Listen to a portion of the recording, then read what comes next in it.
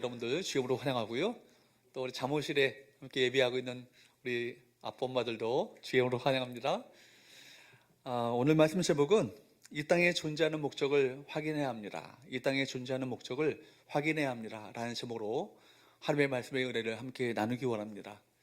위대한 그 과학자였던 아인슈타인은 현대사회를 바라보면서 이 시대에 이 사회, 현대사회의 가장 최대 취약점 중에 하나가 습관적으로 목적과 수단을 혼동하는 것이다. 목적과 수단을 혼동하고 있다고 개탄했습니다. 수단이 목적이 되어지고 또 목적이 수단이 되어지고 그렇게 되고 말았다는 것이죠. 목적은 온데간데 없고 모든 것이 수단으로 변해버리고 말았다. 그렇게 얘기했습니다. 여러분에게 한번 묻겠습니다. 여러분, 돈 버는 거 목적인가요? 수단인가요? 목사님 돈 맛을 몰라서 그래요. 돈이 얼마나 좋은데. 돈 버는 거 사실은 뭐예요? 목적이 아니고 수단이죠. 여러분, 건강하게 되는 거 목적입니까? 수단입니까? 건강하게 사는 게 당연하게 목적 아닌가요? 그래서 24시간 그 피트니스 센터에서 열심히 몸만 들이무는 게 계시죠. 근데 사실은 뭐예요? 건강한 것도 수단이죠. 여러분, 많은 분들 보면요, 건강하게 그런데 사는 것 같습니다. 사실 공부를 한 것도 수단이지 목적은 아닙니다. 좋은 대학 들어가는 거 뭐예요? 목적이 아니라 수단이죠. 그런데 대학 들어가는 것이 삶의 수단이 아니라 목적이 되었기 때문에 11월 달 수능 시험 앞두고 많은 어떤 부정행위가 벌어지는 이유가 뭐예요? 수단이 아니라 목적이 되어버리고 말았기 때문입니다. 직업을 갖는 것이 인생의 목적을 이루는 수단이 되어야 함에도 불구하고 사람들은 직업 자체에 모든 것을 걸고 살아갑니다. 여러분, 우리가 분명히 그리스도인들은 어떤 일을 하든지 무엇을 하든지 목적을 분명히 하는 것이 중요합니다. 왜 내가 공부를 하고 왜 내가 돈을 버는가? 그것을 모른다면 불행한 일이죠. 마치 망망대해에서 목적을 모른다면 나침반 없이 망망대해를 표류하는 것과 마찬가지입니다. 삶의 목적에 따라 방향이 정해지고 그것이 비전이 되어지고 그것이 결국 사명이 되어지는 것입니다. 여러분, 이것이 삶의 본질이며 우리가 분명히 붙잡아야 될 삶의 본질 아니겠어요? 목적이 분명할수록 좋습니다. 우리 주님께서도 당신을 향한 분명한 목적과 사명을 알고 계셨습니다. 요한복음 10장 10절 말씀에 보면 이렇게 우리 주께서 말씀하셨습니다. 읽어보도록 할까요? 시작. 도둑이 오는 것은 도둑질하고 죽이고 멸망시키려는 것뿐이요 내가 온 것은 양으로 생명을 얻게 하고 더 풍성히 얻게 하려는 것이라. 도둑은 누굴 말하죠? 사탄 마귀를 말하죠. 사탄 마귀조차도요 자신의 사명을 분명히 알아요. 뭐예요? 도둑질하고 죽이고 멸망시키기 위해서 온 혈안이 되어서 그것을 힘쓰고 있습니다. 그런데 주께서 이 땅에 오신 것은, 내가 온 것은 누구예요? 예수께서 오신 것은 뭐라고요? 양으로 생명을 얻게 하고 더 풍성히 얻게 하려는 것이라. 여러분, 마귀는요 우리 생명을 도둑질하고 죽이고 멸망시키려는 목적을 갖고 있지만 주님께서 이 땅에 오신 것은 양으로 생명을 얻게 하고 더 풍성하게 얻게 하기 위해서 이 땅에 오셨다고 말씀하셨습니다. 또 마가복음 10장 45절 말씀을 보도록 할까요? 시작. 인자가 온 것은 섬김을 받으려 함이 아니라 도리어 섬기려 하고 자기 목숨을 많은 사람의 대속물로 주려 함이니라. 주님께서는 이 분명한 사명을 인식하고 계셨기 때문에 주님께서는 이 사명을 위해서 온 생일을 바치셨죠. 마침내 십자가에서 많은 사람을 위한 대속물로 자신의 생명을 기꺼이 들이셨던 것입니다. 왜요? 당신을 이 땅 가운데 보내신 아버지의 분명한 목적과 파송 목적을, 존재 이유를 알고 계셨기 때문에 십자가의 길을 걸어가며 있어서 조금도 흔들리지 않으셨어요. 뚜벅뚜벅 그 길을 온전히 걸어가셨던 것입니다. 그러므로 우리 주님께서 이 땅에 내가 왔는가, 왜 왔는가, 이 분명한 존재 목적을 확인하시고 사명을 위해 사셨던 것처럼 교회를 가리켜서 주님의 몸된 교회라, 주의 몸된 교회라고 우리가 교회를 말하는데, 우리 주의 몸 육신을 입고 이 땅에 사셨던 주님께서 무엇을 위해서 사셨는가? 이런 존재 목적을 분명히 알고 사셨던 것처럼 주의 몸된 교회가 이 땅 가운데 존재하는 목적과 사명을 분명히 알고 살아가는 것, 그 무엇보다도 어떤 것보다도 중요한 것입니다. 우리가 왜 이 땅에 존재하는가? 교회가 왜 이 땅에 존재합니까? 교회는 보내심을 받은 교회죠. 그렇기 때문에 교회는 교회의 중요한 본질 가운데 하나가 사도적 본질을 가지고 있습니다. 사도적 본질, 따라할까요? 사도적 본질. 사도적 본질. 여러분, 사도의 직분은 사라졌지만 이 본질과 사명은요, 절대로 사라지지 않았습니다. 사도적 사명이라는 것은, 여러분, 사도라는 것은 뭐라 말합니까? 아포스톨로스란 말인데 보내심을 받은 자라는 뜻을 갖고 있어요. 보내심을 받은 자. 여러분, 보내심을 받았다는 것은 여러분 능동태가 아니고 수동태입니다. 보내심을 받았다는 것은 보내신 분이 계시다는 것이죠. 누가 보내셨을까요? 아버지 하나님께서 보내신 것이죠. 아버지 하나님께서 우리를 파송하셨다는 것입니다. 그렇기 때문에 오늘도 교회를, 우리 성도들을 이 세상 가운데 파송하시는 분은 누구세요? 아버지 하나님이세요. 그래서 오늘 지상교회는요, 사명 공동체, 비전 공동체, 주님이 주신 사명이 이끌어가는 공동체인 것입니다. 십자가 복음과 성령의 능력으로 세상을 변화시키는 비전 공동체가 교회인 거예요. 교회 사이즈와 상관없이 교회의 존재 목적과 비전과 사명을 분명히 인식하고 자각하고 살아가는 그 교회는 주님께서 기뻐하시는 교회이고 그 교회는 위대한 교회인 것입니다. 오늘 본문의 말씀을 통해서 세 가지 영적 교훈을 함께 나누기 원하는데요. 첫 번째, 따라할까요? 예수님은 사명 중심의 삶을 사셨다. 예수님은 무엇 중심의 삶을 사셨어요? 사명 중심의 삶을 사셨다는 거예요. 여러분, 오늘 본문에 나오는 이 본문의 말씀을 우리 살펴보기 전에 배경 상황을 한번 우리가 살펴볼 필요가 있습니다. 그 전날, 이 본문의 배경 전날은요, 안식일이었어요. 안식일날 예수님께서 회당에 들어가셨는데요, 회당에서 예배하는 가운데 귀신 들린 자의 부르짖는 소리를 듣게 되는 것입니다. 그래서 그를 주목하여서 귀신을 내어 쫓으시죠. 그리고 나서 바쁘게 바로 나오자마자 어디로 들어가셨냐면 베드로의 집으로 들어가셨습니다. 왜냐하면 사람들이 베드로의 장모에 대한 이야기를 했거든요. 베드로의 장모가 베드로의 집 그 방 한 칸에서 격리되어서 죽음을 앞두고 있다고. 그 열병에 걸린 거예요. 오늘날 말하면 코로나 이상의 어떤 그런 열병에 1급 전염병에 걸림으로 말미암아 죽음을 앞두고 그 고독하게 소외되어서 죽어가고 있는 상황을 사람들이 예수님께 알렸습니다. 그 손을 가만히 만지시고 열병을 꾸짖으시고 열병을 쫓아내셨습니다. 그리고 주께서 바로 그 시몬의 장모를, 베드로의 장모를 고치시는, 치유하시는 놀라운 역사를 나타내 보이신 거예요. 그 사건이 일어나니까요, 여러분, 온 동네 사람들이 소문이 화다하게 퍼졌습니다. 그래서 어떤 일이 벌어졌습니까? 33절 말씀에 보면 마가는 이 상황을 아주 재밌게 표현하고 있습니다. 33절 시작. 온 동네가 그 문 앞에 모였더라. 문자 그대로요, 그 마을 안에 있었던 온갖 병자들, 귀신 들린 자들 모두가요 시몬 베드로의 집 앞에 모였습니다. 예수께서 그들을 어떻게 하셨을까요? 34절 말씀에 보면 그들을 다 고치시니, 다 고치셨다고 말씀합니다. 아마도 밤새도록 치유 사역이 이루어졌을 거예요. 축사 사역이 이루어졌을 거예요. 여러분, 얼마나 피곤하셨을까요? 정말 바쁘게 하루가 지나고 나서 그 이튿날 새벽 아직도 밝기 전에 일어난 일입니다. 35절 오늘 본문이 시작하고 있는 말씀이죠. 35절 말씀을 보도록 할까요? 시작. 새벽 아직도 밝기 전에 예수께서 일어나 나가 한적한 곳으로 가사 거기서 기도하시더니, 새벽 아직도 밝기 전에 주님 뭐 하셨어요? 기도하셨다. 하나님과 깊은 교제를 나누셨다는 거예요. 깊은 교제를 통해서 아버지의 마음을 깨닫죠. 아버지의 뜻이 무엇인지를 알게 되죠. 하나님의 음성을 들었을 것입니다. 하나님의 음성을 방 가운데 듣게 되었을 것입니다. 그리고 그 새벽 기도하던 그 장소까지 누가 쫓아왔냐면 예수님의 제자들이 쫓아온 거예요. 36절 37절 시작. 시몬과 및 그와 함께 있는 자들이 예수의 뒤를 따라가 만나서 이르되 모든 사람이 주를 찾나이다. 아주 격앙된 어조를 가지고 얘기했겠죠. 주님 뭐하고 계셔요? 지금 사람들이 지금 눈 빠지게 주님을 기다리고 계십니다. 걔들 기다리고 있습니다. 빨리 주님을 찾고 계시는데 빨리 가셔야죠. 그들을 치유하셔야죠. 어저께 하셨던 그 일을 하셔야죠. 지금 얘기하는 겁니다. 근데 38절 말씀에 보면 주님께서 뭐라고 대답하셔요? 38절 말씀을 보도록 할까요? 시작. 이르시되 우리가 다른 가까운 마을들로 가자 거기서도 전도하리니 내가 이를 위하여 왔노라 하시고, 말하자면 제자들의 요청을요 거절하시는 거예요. 주님 새벽부터 지금 사람들이 지금 기다리고 있는데요, 기도해 주셔야죠. 어제와 같은 놀라운 능력을 그들에게 나타내 보이셔야죠.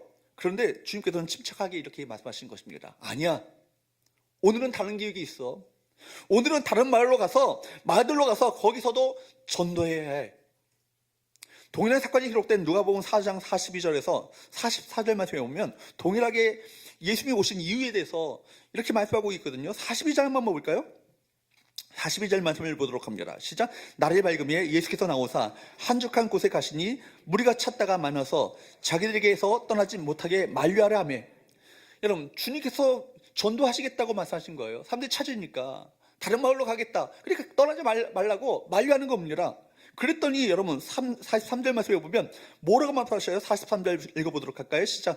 예수께서 이르시되 내가 다른 동네들에게서도 하나님의 나라 복음을 전하여야 하리니 나는 이 일 보내심을 받았노라 하시고, 내가 이 전도하기 위해서 보내심을 받았다고요. 누가 보내셨을까요? 아버지 하나님이 보내셨다는 것이죠. 그리고 44절 말씀에 보면 갈릴리 여러 회당에서 전도하시니라. 주님께서는요, 하나님 아버지께서 이 땅에 당신을 보내신 이유를 너무나도 분명하게 선명하게 그 존재 이유를, 파송 이유를 인식하고 확신하고 계셨다는 것을 알 수 있습니다. 이것을 이해하셨고, 그렇기 때문에 사람들이 그토록 만류함에도 불구하고 그것을 떠나셔서 갈릴리 온 지역을 다니시면서 전도하는 사명을 감당하셨다는 것입니다. 원래 이 전도라는 말 자체가 기쁨의 소식을 전한다는 것이죠. 기쁨의 소식, 이것이 복음이죠. 여러분, 옛날에는요, 성과 성이 싸움을 했지 않습니까? 그래서 한 성과 한 성이 싸우게 되면, 전쟁을 벌이게 되면 그 전쟁에 나간 그 가족들, 병사들의 가족들은요, 정말 초조한 마음을 가지고, 두려운 마음을 가지고, 안타까운 마음을 가지고 기다리는 거예요. 굉장히 불안하고 염려하며 근심에 가득 찰 수밖에 없는 것 아니겠습니까? 때로는 일주일 기다려야 하고, 또 열흘을 기다리고, 때로는 한 달을 기다리면서 그 전쟁을 기다립니다. 전쟁에 나가는 사람이 승리했다는 소식을 가져올 때만을 그들은 간곡하게 기다렸을 것입니다. 그러다가 전쟁이 이겼다, 전쟁에서 우리가 승리했다 라는 기쁨의 소식을 전해줬으면 그 성은요, 난리가 납니다. 축제가 벌어지고 온통 잔치가 벌어지게 되는 것이죠. 그것이 바로 그 승리의 소식을 전하는 것이 유앙겔리온, 복음이에요. 이것이 복음이죠. 유앙겔리온, 따라할까요? 유앙겔리온이 이게 기쁨의 소식, 바로 전쟁의 승리한 소식입니다. 그래서 여러분, 복된 소식이 바로 그래서 복음입니다. 누구와 우리가 예수님께서 싸워서 승리하신 거예요? 사탄마귀의 권세와 싸워서 승리하신 것 아니겠어요? 여러분, 예수께서 십자가에 달리시고 부활하심으로 말미암아 사탄의 권세를 박살내버리시고, 이제는 우리가 사탄의 권세에서 해방되어서 자유케 되어서 하나님의 자녀가 되어지는 놀라운 축복과 은혜를 얻게 된 거예요. 이게 복음이죠. 여러분 아시는 것처럼 이제 아시안게임 이제 막바지에 다다르고 있습니다. 기쁜 소식은 한국이 축구에서 결승전에서 일본과 싸워서 이겼습니다. 그래서 이강인을 비롯한 우리 축구 선수들이 이 금메달을 따게 되어서 병역 면제죠? 특례를 어쨌든 한 달간은 뭐 훈련을 받는 것 같아요. 어쨌든 그래서 특례를 받게 되었고, 아시안 게임에서도요, 보니까 예선전에 대만한테 깨졌거든요. 그런데 결승전에서 대만에게 이겼더라고요. 그래서 야구도 보니까 금메달을 땄더라고요. 이제 막바지를 향해서 가고 있더라고요. 막바지가 되면 뭐가 있죠? 아시안 게임이나 올림픽이나 무엇이 있죠? 마라톤 경기가 있어요. 그죠? 마라톤 경기. 이 마라톤의 유래가 여기서 비롯된 것을 알지 않습니까? BC 490년에 아테네 군 1만 명과 페르시아 군 10만 명이요, 전쟁을 벌인 거예요. 어디에서? 마라톤 평지에서, 마라톤 평원에서 바로 전쟁을 벌였는데, 마라톤 평원은요, 아테네에서 한 40km 이상 떨어진 곳이에요. 여기서 전쟁을 벌였는데 1만 명의 아테네 군사가 10만 명의 페르시아 대군을요 무찌른 거예요. 승리한 거예요. 여러분, 아테네 시민들은 얼마나 초조한 마음을 가지고 이 전쟁의 결과를 기다렸겠습니까? 근데 그때 여러분, 아테네 군이 페르시아 군을 무찌르고 승리한 다음에 페이디피데스라는 이 병사가요, 이 42.19km를요 막 달려왔습니다. 그리고 우리 아테네가 승리했습니다, 이 소식을 전하고 나서 바로 그 자리에서 즉사하고 말아요. 그래서 여러분, 우리가 정복했습니다, 우리가 기뻐하십시오, 우리가 승리했습니다, 이 복음의 소식을 한마디를 전하고 그대로 쓰러져 죽게 되거든요. 페이디피데스가 달렸던 이 거리가 42.19km예요.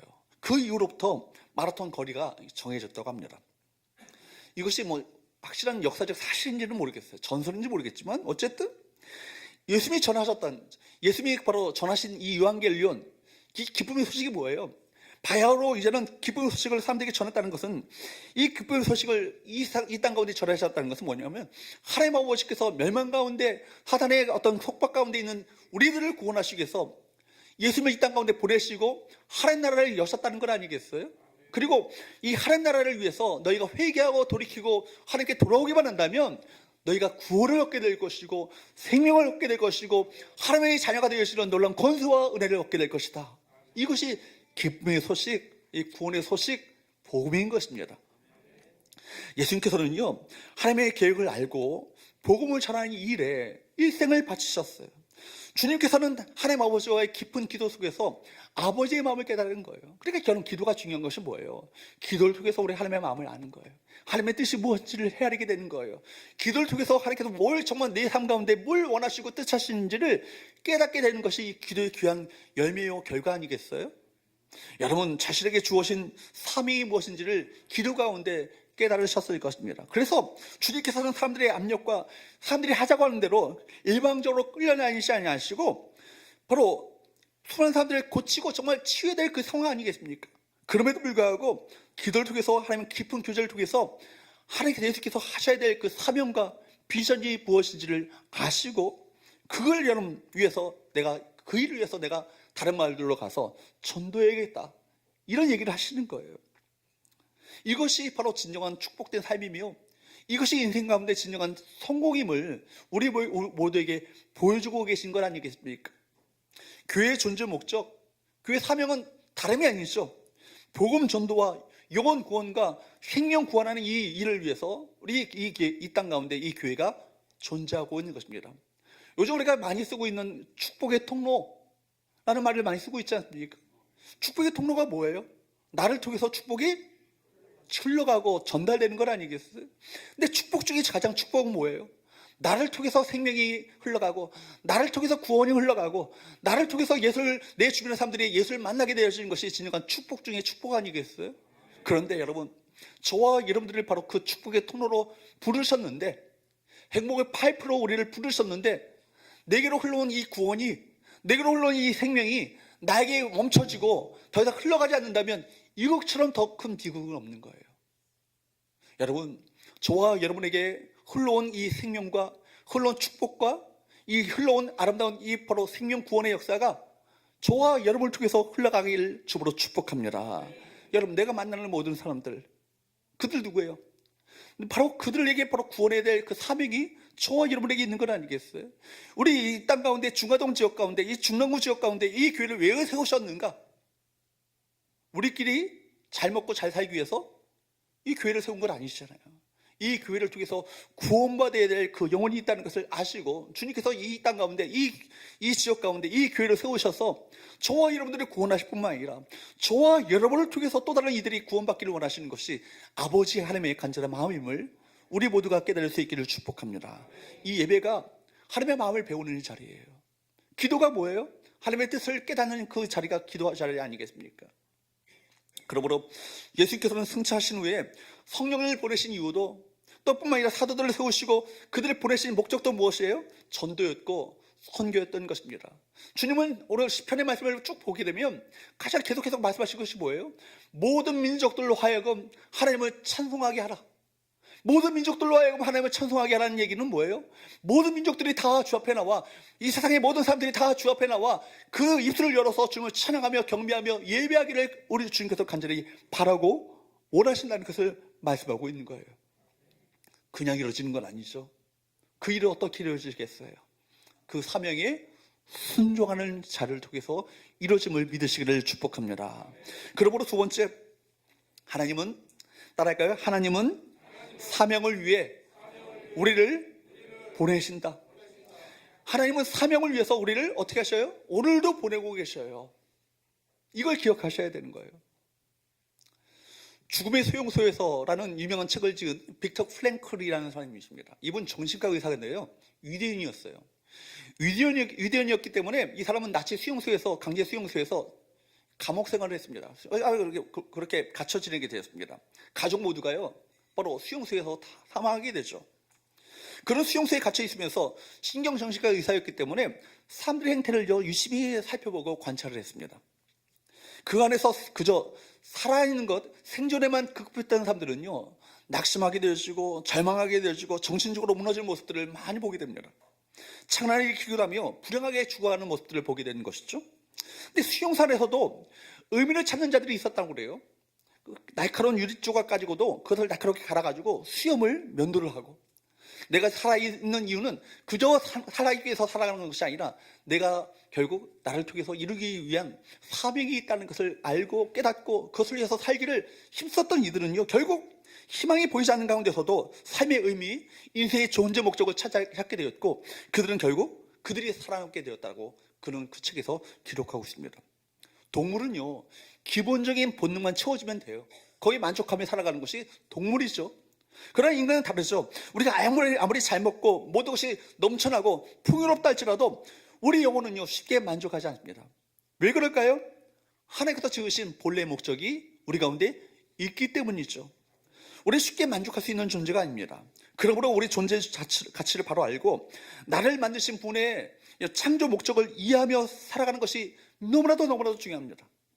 삶을 살아갈 때 하나님 우리를 지으신 창조의 목적, 구속의 목적, 구원의 목적을 이해하고 그 방향을 가지고 살아야 할 것입니다.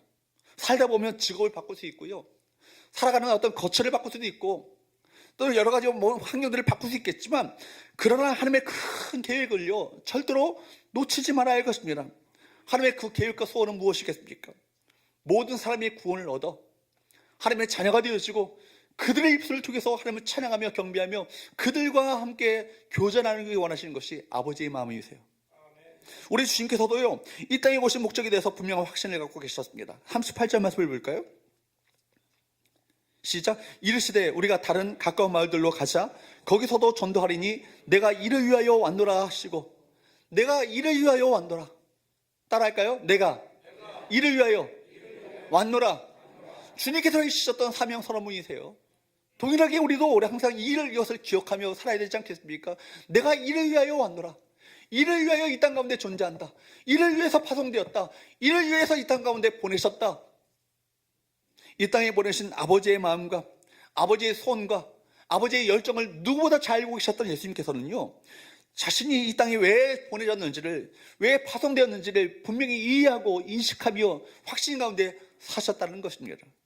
그래서 주님께서는 공생애를 시작하시면서 그 바쁜 하루 일과 속에서도 분명한 사명 중심으로 모든 것을 다 정리해가며 그 사명 중심으로 하루 일과를 보내셨다는 것을 우리가 본 가운데 보게 되는 것이죠. 바울 또한 여러분 자신의 삶에 대해서 이렇게 고백하죠. 유명한 말씀이죠. 사도행전 20장 24절 말씀입니다. 시작. 내가 달려갈 길과 주 예수께 받은 사명 곧 하나님의 은혜의 복음을 증언하는 일을 마치려 하면은 나의 생명조차 조금도 귀한 것으로 여기지 아니하노라. 사도 바울이 자신의 일생을요, 한마디로 압축해 놓은 아주 유명한 구절 아니겠어요?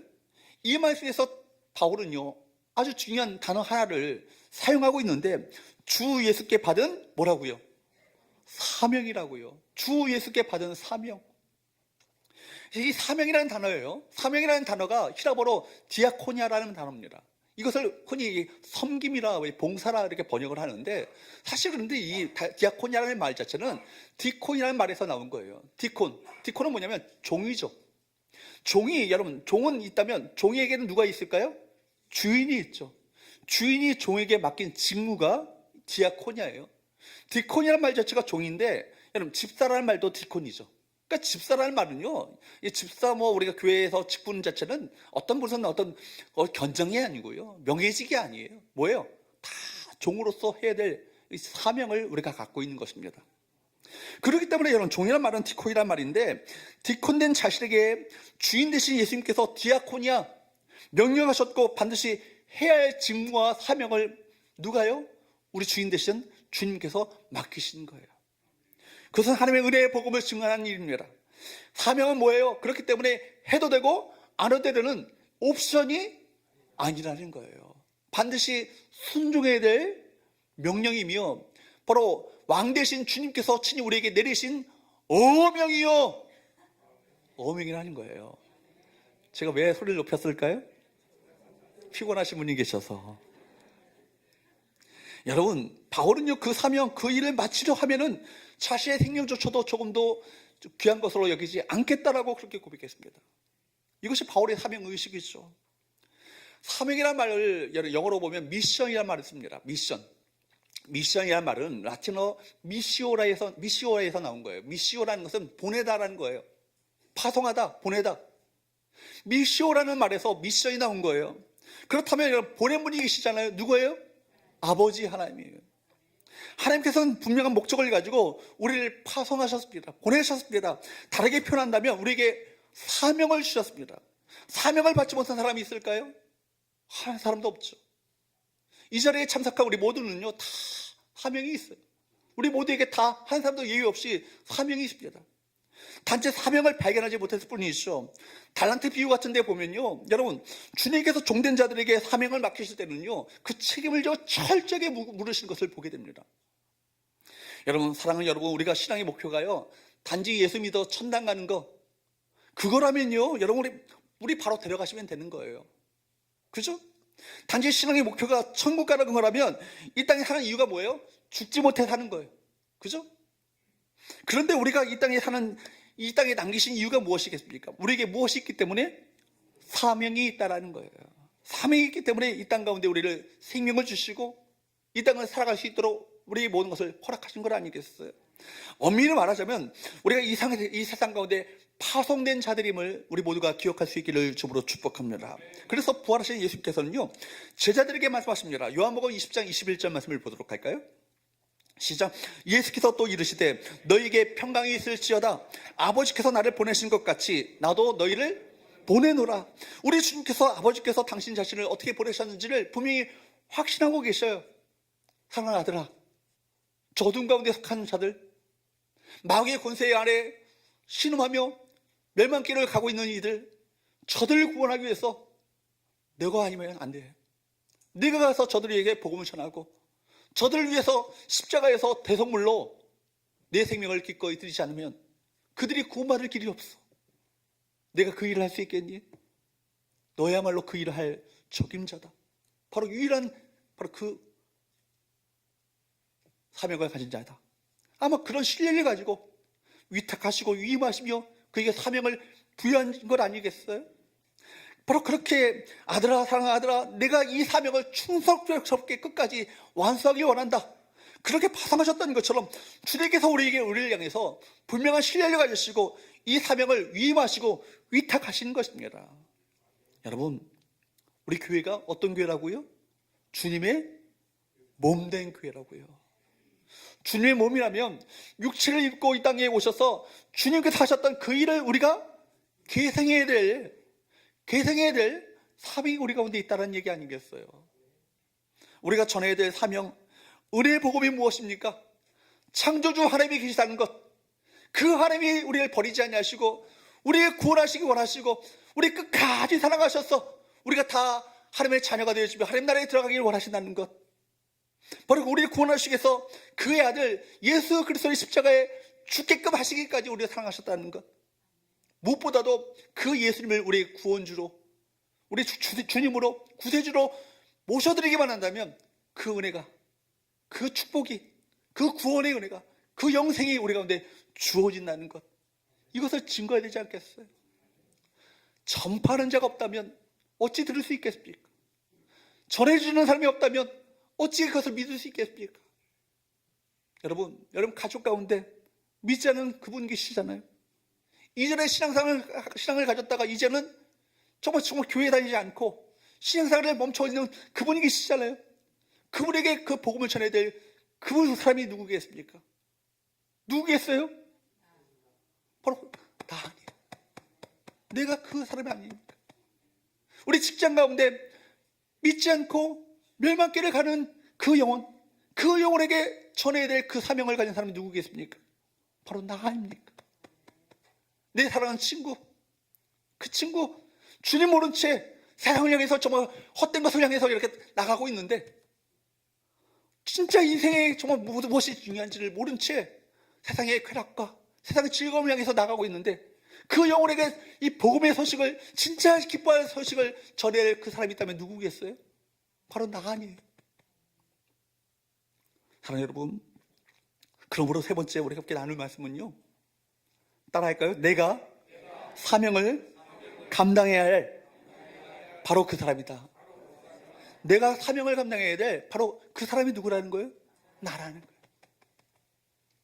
우리가 알다시피 사도 바울이요, 다메섹으로 가다가 예수 믿는 자들을 잡아 죽이려고요, 다메섹 가다가 누굴 만났어요? 우리 생명의 주님을 만났어요.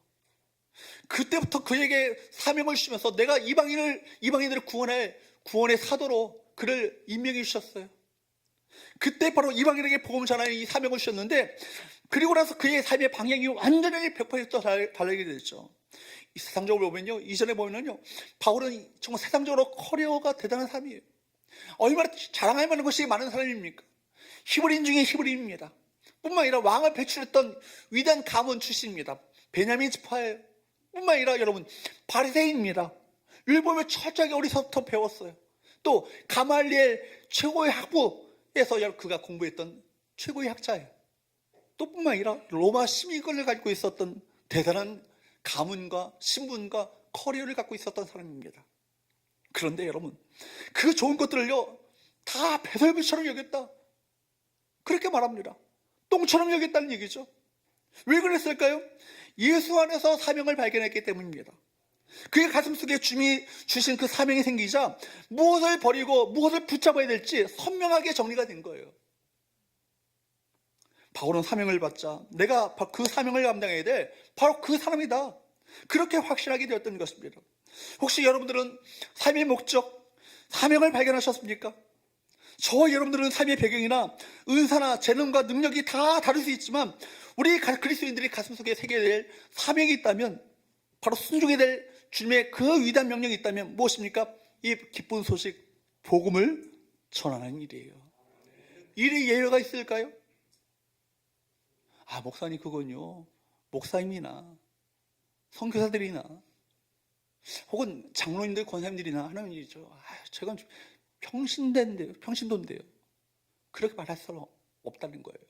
이 일은, 우리 먼저 구원을 얻게 된 우리는 구원을 얻은 이유가 무엇인지를 아셔야 되는 거예요. 구원의 통로로, 생명의 통로로, 축복의 통로로 우리를 먼저 부르신 거예요.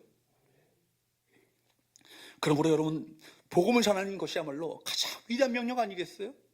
어릴 때 지상명령, 저는 이 지상명령을 풀어주는 목사님이 없었어요. 그래서 지상명령 하면요, 지상명령과 천상명령이 있다 생각을 했어요.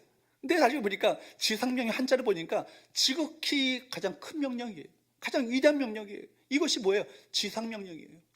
이거 뭡니까? 여러분, 마태복음 28장 19절에서 20절 말씀이 지상명령이죠. 읽어보도록 할까요? 시작. 그러므로 너희는 가서 모든 민족을 제자로 삼아 아버지와 아들과 성령의 이름으로 세례를 베풀고 내가 너희에게 분부한 모든 것을 가르쳐 지키게 하라. 볼지어다 내가 세상 끝날까지 너희와 항상 함께 있으리라 하시니라. 여러분, 20절 이 약속은요, 19절 명령을 순종한 자들에게 주시는 약속이에요. 그래, 20절 말씀은 우리가 너무 좋죠. 세상 끝날까지 우리와 함께 하시겠대. 그런데 여러분, 20절 이 말씀은요, 19절의 명령을 순종한 자들에게 주시는 약속임을 우리 모두가 기억해야 할 것입니다. 지상명령은요, 그렇기 때문에 목사나 선교사들에게만 주어진 것이 아닙니다. 주님은 우리 모두에게 명령하신 거예요. 그렇기 때문에 우리에게 주신 이 복음 증거의 사명은요, 선택할 수 있는 것이 아니라 뭐라고요? 어명이라고요. 어명이라고요. 하나님의 가족이라면, 그분의 보내심을 받은 사람이라면 반드시 해야 할 사명이 있다면 뭐예요? 이 명령이에요. 중세 가톨릭 교회가요, 부패한 것은 다른 것이 아니에요. 이 전도의 사명을 그들이 잊었기 때문입니다.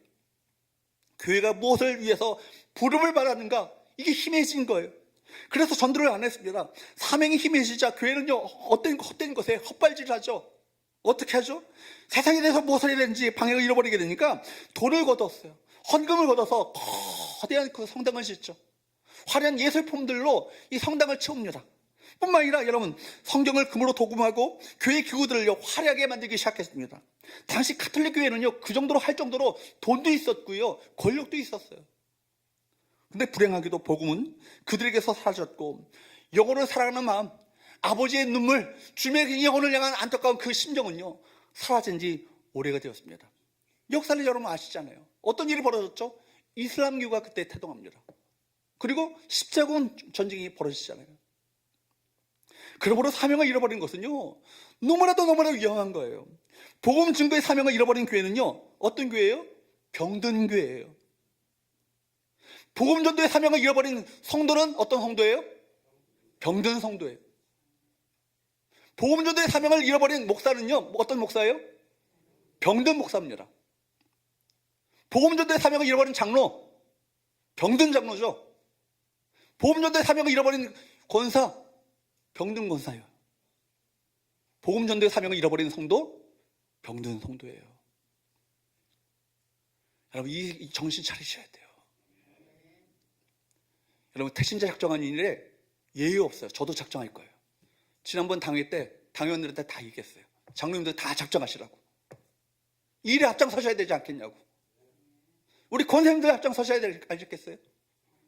안수사님들 앞장서야 되지 않겠습니까? 우리 성도들이 이 일에 함께, 남의 일이 아니고 내가 해야 될 바로 그 사명을 감당해야 될 바로 그 사람임을 깨달아 여기에 순종하게 될 때 주님께서 기뻐하시는 바로 그 교회, 주님께서 기뻐하시는 바로 그 성도가 되지 않겠습니까? 이 메시지를 하면요, 참 불편해요. 아이러니컬한 것은 전에 교회도 보면은 10월 말에 이렇게 총동원 주일이 있거든요. 근데 출석 숫자가요, 10월 달 되면요, 출석 숫자가 떨어져. 왜 떨어질까요? 한 달 내내 복음전도 이 설교를 하거든요. 그러니까 성도들이요, 주님 여러분을 사랑하십니다. 여러분의 마음을 위로하기 원하십니다. 따뜻한 손길로 여러분 안아주십니다. 이러면 아멘, 아멘, 아멘. 그렇죠. 그러다가 복음 전해야 합니다. 정신 차려야 합니다. 사명 감당하셔야 합니다. 이러면요, 아유, 왜 또 잔소리를 또 이렇게 시작하나. 이러면서 교회를 쓰고 뭐지 빠지기 시작하는 거예요. 그러나 우리 여러분, 듣기 불편해도 들어야 합니다. 순종하셔야 합니다. 이것이 주의 마음이에요. 여러분, 교회가 상처난 영혼들의 그 영혼들을 치료하는 병원 정도로 우리가 생각하기 쉽지만 사실은 교회는 어떤 교회예요? 구원의 방주잖아요. 뿐만 아니라 여러분, 하나님 나라를 위해서 사탄 마귀와 영적 전쟁을 벌여 나가야 될 하나님의 군대 아닙니까? 교회가 존재하는 목적을 분명히 깨달으셔야 돼요. 우리 예수님 한번 보십시오. 무엇에 집중한 삶입니까? 내가 이를 위하여 왔노라, 이렇게 말씀하시잖아요. 바울도 분명해요. 하나님의 은혜의 복음을 증언하는 일에 집중했습니다.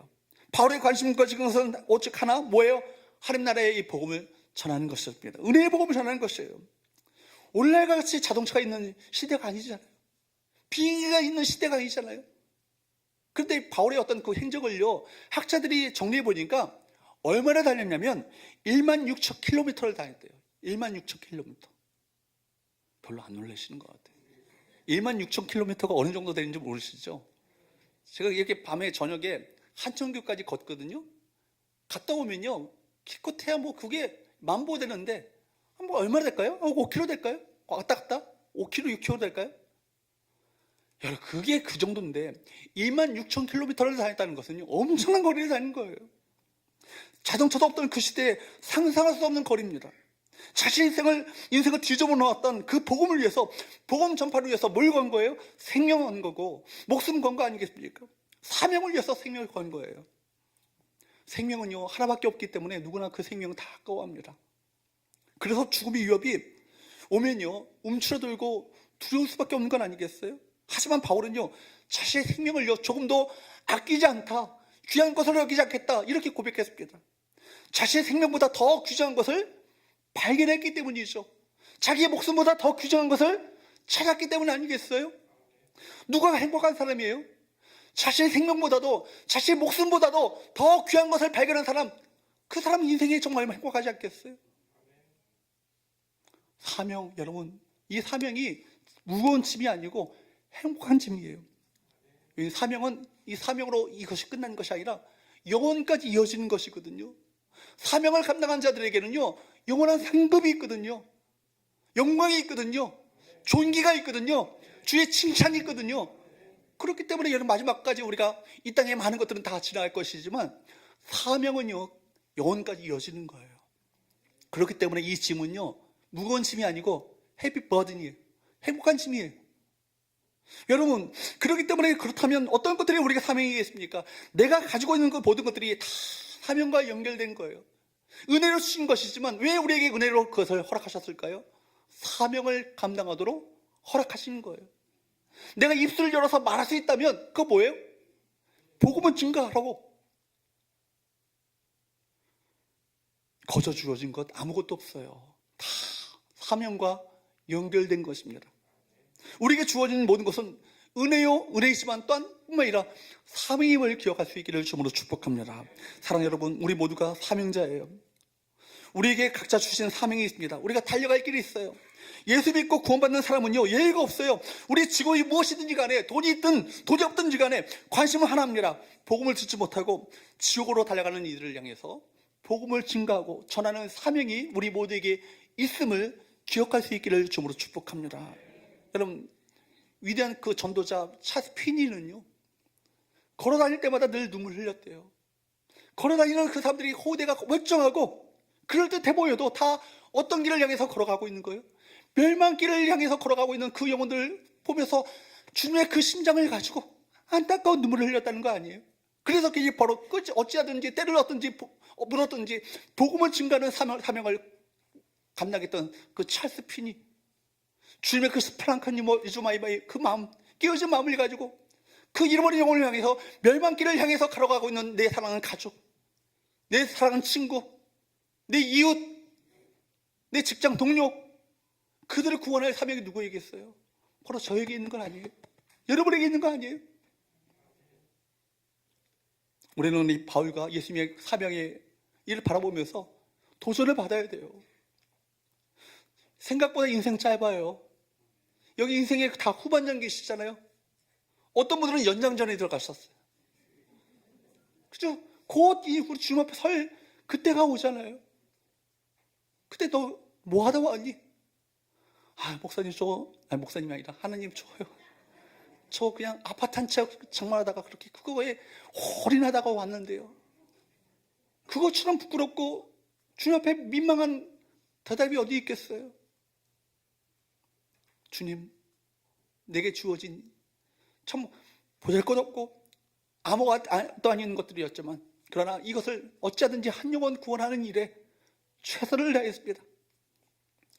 주님께서는요, 얼마만큼 성과를 남겼느냐, 이거보다 그것을 놓고 얼마나 최선을 다했는가, 이걸 물어보실 거예요. 달란트 비유가 그거 아니에요? 그죠? 2달란트 받았지만 그거 2달란트 여러분 내가 최선을 다해서 이렇게 남겼습니다. 이걸 원하시는 건 아니겠어요?